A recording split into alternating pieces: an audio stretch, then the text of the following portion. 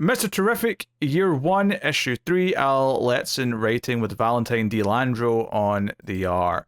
So, he put on, I mean, not his, like, you know, full-time jacket or anything, but he put on a jacket. He's going to go be Mr. Terrific for the first time, at least in the flashback story, which is the bulk of it. We start off with him investigating Darkseid's crack that's, like, in the science building, and, you know, there's whatever.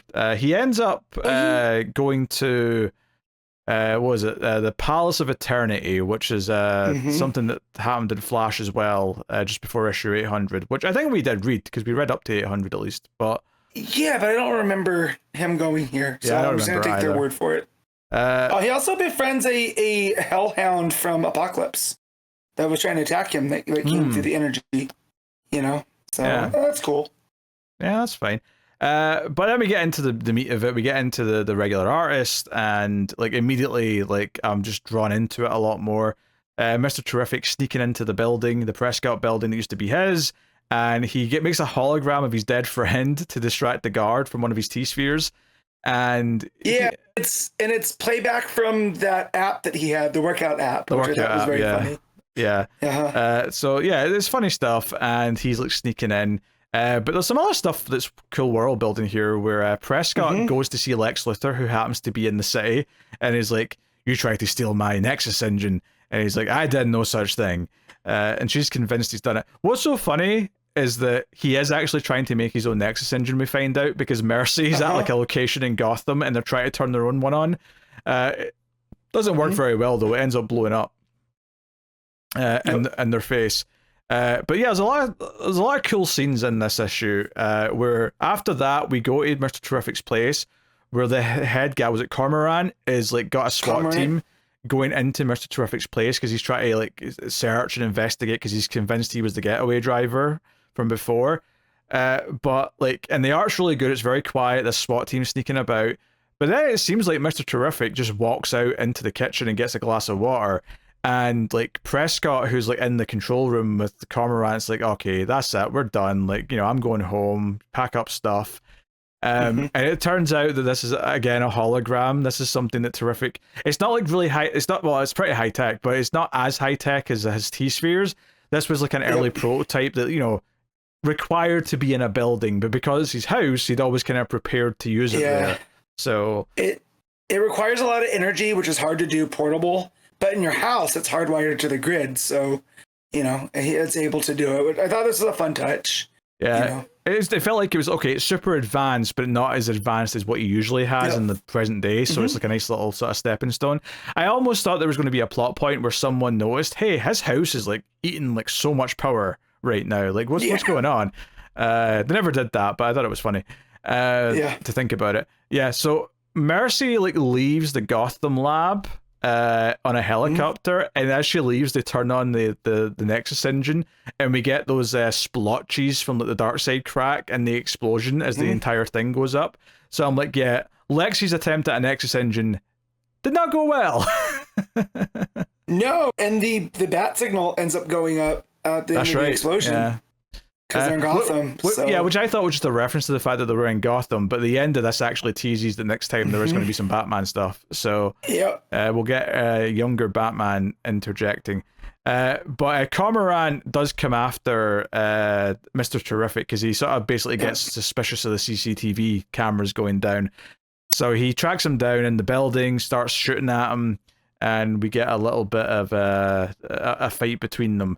And it's really well drawn. I really like Cormorant kind of like talking down to him the whole time, making fun of his name, all that stuff.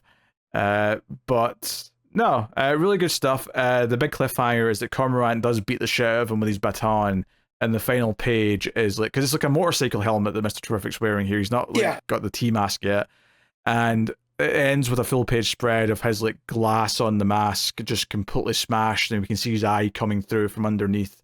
So pretty good cliffhanger. I think the art really is a big part of what makes this book work. I mean, I do think the writing is good, it's solid, but like the art and all this like backstory stuff is so confident and so clean, thick, heavy inks. Like it has this really cool vibe to it that feels really confident. And I was enjoying everything, because part of me thought, oh, I'm going to really like Mr. Terrific sneaking through the building, and that ended up only being a small part of the issue, because we cut to Prescott and Lex and sneaking about his house with a SWAT team and all that.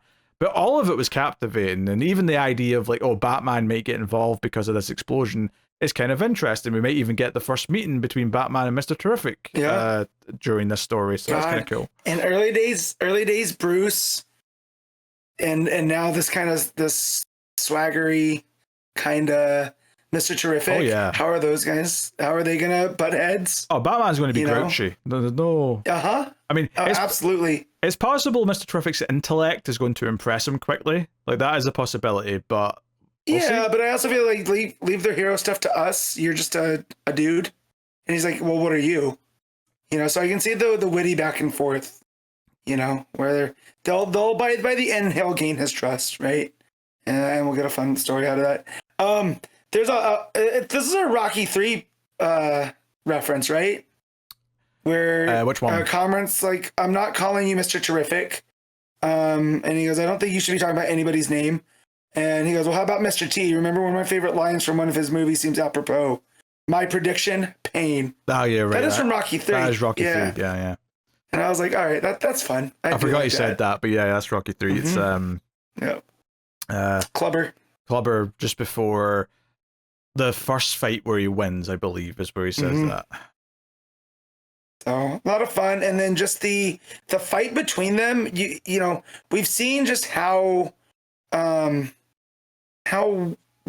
Mr. Terrific is at like not just fighting but getting out of these things, and the fact that Cameron's just got him, and you can see the panic on his face in that central panel, right? That's done in the red, that's under the mask, and he's trying to find the exit. So he just shows how completely in over his head is just with this one guy. So.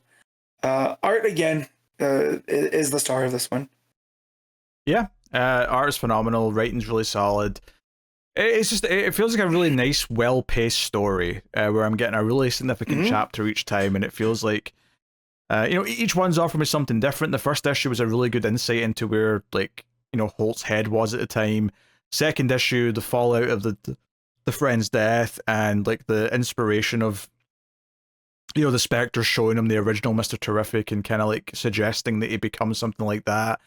And then this one being like him trying and failing, which is, makes sense. He should fail first. More compelling that way. Plus all these greater ties to like, Prescott working for Darkseid is a really interesting like wrinkle we talked about last time. And the fact that Lex is trying to replicate this Nexus engine also makes complete sense. It's just, I said last issue, it's really interesting having Mr. Terrific's origin be in a world that's already fully formed with a lot of these other characters already established. Like, I don't want that for all the heroes, but it's notably nice and different from a lot of the biggies who tend to like have their origin in a vacuum before they start intermingling with anything else. Yeah. So it's cool. Yeah, right. just the fact that we had Lex and Batman didn't show up, but the tease of Batman. Yeah. Those are kind of Terrific's also parallels. Those are the three that he always gets compared to, or the two. Yeah. So. All right, what are you giving Mr. Terrific year one? I'm gonna give this a straight 8.